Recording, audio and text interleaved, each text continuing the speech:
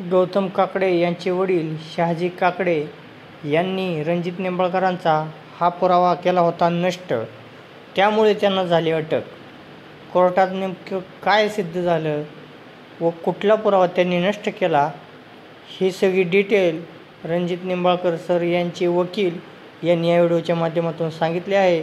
तर चला त्यांचे म्हणणे ऐकूया। ह्या घटनेबाबतची पहिल्यांदा फिर्याद आल्यानंतर फिर्यादीमध्ये शहाजी काकडेंचं कोठेही नाव नव्हतं, ते तिथं उपस्थितही नव्हते।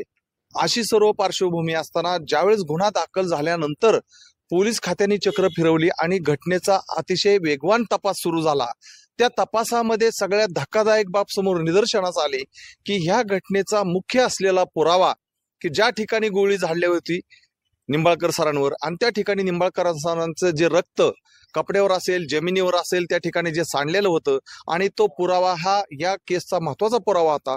तो पुरावा नष्ट करण्याचा प्रयत्न या आरोपींनी करण्याचं काम प्रमुखपणे केलं आणि त्यामुळे त्या आरोपीकडे संशयाची सुई जास्त निर्माण झाली आणि त्यानंतर मग 201 कलम जे पुरावा नष्ट करण्यासाठी वापरलं जातं ते कलम त्यामध्ये वाढवलं गेलं आणि त्या आधारे त्या आरोपीला अटक केली।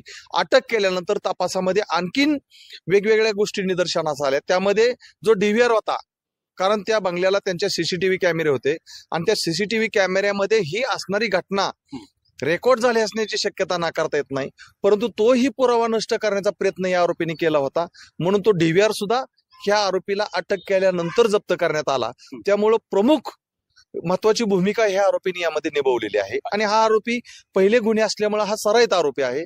त्याला पूर्ण माहिती आहे कायद्याला कशा पद्धतीनं वळण देता येईल, कुठला पुरावा नष्ट केला पाहिजेत, हे सर्व माहिती असल्यामुळे त्याचा प्रयत्न त्यांनी केलेला आहे।